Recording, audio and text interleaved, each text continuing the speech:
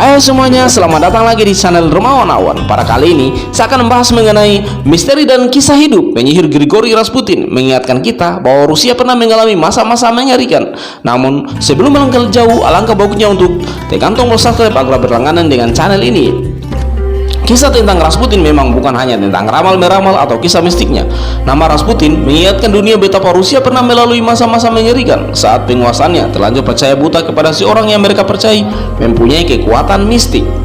Rasputin sendiri artinya adalah orang yang bejat. Kasar memang kedengarannya, tapi memang demikian artinya. Padahal nama aslinya Grigori Yefimovich Novik. Tidak diketahui dengan pasti kapan ia lahir, diperkirakan pada tahun 1872 di Prokrovskoye, dekat Tyumen, Siberia, yang masa itu termasuk wilayah Kekaisaran Rusia. Berikut ulasan tentang Grigori Yefimovich Novik atau Rasputin. Yang pertama, diperkenalkan ke istana. Entah mengapa, meskipun sempat bersekolah, Grigori yang petani itu tetap buta huruf. Pada umur 18 tahun, ia masuk biara di Verkhotur dan berkenalan dengan sekte Kilsti. Para anggota sekte ini punya tradisi menyiksa diri sebagai tanda penyesalan akan dosa-dosanya. Namun, Grigori menciptakan doktrin baru yang memakai sarana pencabulan untuk mendekatkan diri dengan Tuhan. Tentu saja, hal itu tidak bisa diterima di biara. Jadi, pada umur 19 tahun, ia keluar dan menikah dengan Praskovia Fyodorovna yang kemudian memberinya 4 orang anak. Pernikahan tidak membuat Rasputin betah menetap. Ia pergi berkelana ke Gunung Athos di Yunani, lalu ke Yerusalem. Dengan menamakan diri sebagai orang suci, ia menggantungkan hidup dari sumbangan para petani. Ketika itu, ia dikenal sebagai penyembuh dan peramal. Pada tahun 1903, Rasputin dengan penampilan jorok dan kotor tiba di St. Petersburg di Rusia. Kehadirannya menarik perhatian Teopan, inspektur akademi keagamaan di kota itu. Bahkan, tak kurang dari Hermogen, uskup Saratov yang sedang tergila-gila mempelajari mistik itu, ikut tertarik kepadanya. Mungkin saja Rasputin memiliki kemampuan khusus sebagai penyembuh. Justru berkat reputasinya sebagai penyembuh, ia diperkenalkan ke istana pada tahun 1908. Ketika itu, Tsar Nicholas II dan Tsarina Alexandra sedang risau sampai kehilangan akal karena putra mahkota Alexei mengalami perdarahan hebat. Sayang, karunia yang dimiliki Rasputin kemudian sering disalahgunakannya. Yang kedua, berlagak suci. Semula, Tsar dan permaisurinya hanya memiliki 4 orang putri. Lalu tahun 1904 lahirlah putra mahkota yang ditunggu-tunggu, Alexei Nikolaevich.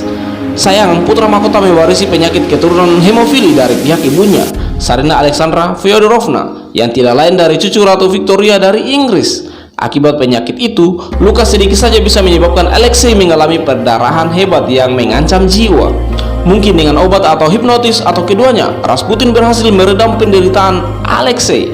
Ketika Rasputin meninggalkan istana, Tsar dan keluarganya sudah berhasil diyakinkan bahwa nasib putra mahkota Alexei dan seluruh keluarga dinasti Romanov terkait erat dengannya. Tsarina bahkan terlanjur menganggap Rasputin sebagai utusan Tuhan yang akan menyelamatkan tata dinasti Romanov dan suara rakyat kecil, karena ia berasal dari kalangan petani. Itulah awalnya. Selama 10 tahun berikutnya, Rasputin memiliki kekuasaan besar, tidak hanya terhadap keluarga Tsar, tapi juga terhadap masalah kenegaraan. Di hadapan Tsar dan anggotanya keluarganya, Rasputin bisa bersikap seolah-olah ia petani sederhana yang suci. Namun, di luar itu rupanya ia tidak mampu terus menahan diri. Ia lalu mengajarkan bahwa berhubungan badan dengannya mempunyai efek mensucikan dan menyembuhkan. Tidak mengherankan, ia bisa memiliki banyak kekasih dan terus berusaha menjerumuskan banyak wanita pada pencabulan. Wow, ngeri juga ya guys. Ketika sepak terjangnya sampai di telinga Tsar, Kaisar Rusia itu menolak untuk percaya. Setahu Tsar, Rasputin itu orang suci. Akibatnya, para pelaporlah yang dianggap memfitnah. Hukumannya tak tanggung-tanggung, dibuang ke tempat terpencil. Namun, dengan berjalannya waktu, pada tahun 1911, kelakuan Rasputin sudah menjadi skandal nasional. Perdana Menteri P.A. Stolpin yang berani merasa wajib melaporkan perbuatan-perbuatan Rasputin yang sangat tercela. Pada pertengahan 1914, Tsar terpaksa mengenyahkan Rasputin. Namun nasib baik Rasputin belum berakhir di sini rupanya. Beberapa bulan kemudian, pada bulan September, Rasputin dipanggil kembali oleh Tsarina. Ibu yang khawatir ini merasa putranya terancam maut tanpa kehadiran Rasputin. Karena Tsarina memiliki pengaruh besar atas Tsar, sang kaisar membiarkannya, apalagi ia juga khawatir akan nasib putranya. Semua laporan perihal kemaksiatan Rasputin diabaikan saja. Dalam Perang Dunia I, sebagai pucuk pimpinan angkatan perang, Tsar Nicholas II harus pergi ke medan perang mengunjungi pasukan-pasukannya. Urusan dalam negeri diserahkan kepada Tsarina yang kemudian menjadikan Rasputin penasihatnya. Sejak menjelang akhir tahun 1915, Rasputin pun menjadi manusia yang sangat berkuasa di Rusia. Kekuasaannya begitu besar, mulai dari menunjuk pejabat-pejabat gereja sampai memilih menteri.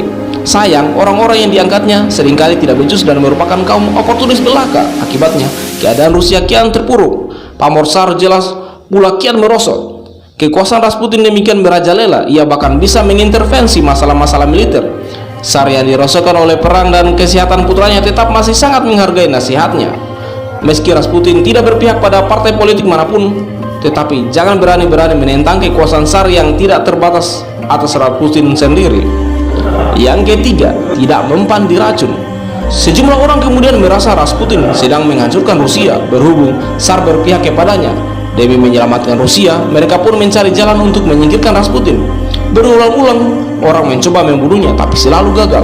Sampai tiba saatnya, sekelompok kaum konservatif ekstrim, termasuk di dalamnya Pangeran Felix Yusupov, suami putri Natasha, kemenakan Tsar, Vladimir Mitrofanovich Pureshkevich, anggota Duma Dewan Perwakilan Legislatif, Grand Duke Dmitri Pavlovich, sepupu Tsar, berkelompok untuk melepaskan monarki dari skandal berikutnya yang mungkin bakal terjadi. Malam tanggal 29 sampai 30 Desember menurut penanggalan Rusia, kayak lama pada 16 sampai 17 Desember 1917, Rasputin diundang ke istana Yusupov di Moika. Di sana, ia disuguhi anggur dan kue-kue yang sudah dibubuhi racun. Dosisnya cukup untuk membunuh seekor lembu jantan. Mula-mula ia menolak makan dan minum, tetapi akhirnya mau juga. Namun ternyata tidak terjadi apa-apa. Soalnya racun itu konon dari jenis yang menjadi tawar. Begitu dimakan bersama gula, Rasputin cuma mengeluh sakit perut. Yusupov jadi salah tingkah. Saking kehilangan akal, ia mencabut senjata dan menembak Rasputin. Dukun itu jatuh terlentang, tetapi tidak juga tewas. Ia bahkan bangkit dan berusaha menerkam leher penembaknya. Yusupov berhasil melepaskan diri dan berlari menyingkir. Rasputin berangkat, lalu sempoyongan berjalan keluar ke rumah. Dari dalam rumah, Puskevich pun menembaknya 3 kali, tapi Rasputin belum juga tewas. Malah Yusupov yang pingsan karena tidak terbiasa melakukan perbuatan sesadis itu. Kelompok itu kemudian mengikat Rasputin dan membuangnya ke dalam lubang di lapisan es permukaan sungai Neva. Disinilah akhirnya Rasputin tewas terbenam. Pembunuhan atas Rasputin tentu saja mengusahkan Tsarina yang makin memperhatikan kekuatan tangan besi pada kekuasaan yang tidak terbatas. Pangeran Yusupov tanpa diadili lagi dibuang ke daerah terpencil. Hanya beberapa minggu kemudian akhirnya kekaisaran berhasil dijungkirkan oleh revolusi. Tsar dipaksa turun tahta bersama seluruh anggota keluarganya. Ia ditawan, diangkut ke Yekaterinburg. Di sana mereka mengalami nasib tragis. Tsar Nicholas II dan seluruh keluarganya ditembak mati pada tanggal 16 sampai 17 Juli 1191 oleh kaum Bolsheviks. Oke, sekian dari cerita tentang sang penyihir, dan jangan lupa untuk like, komen, dan subscribe tentunya.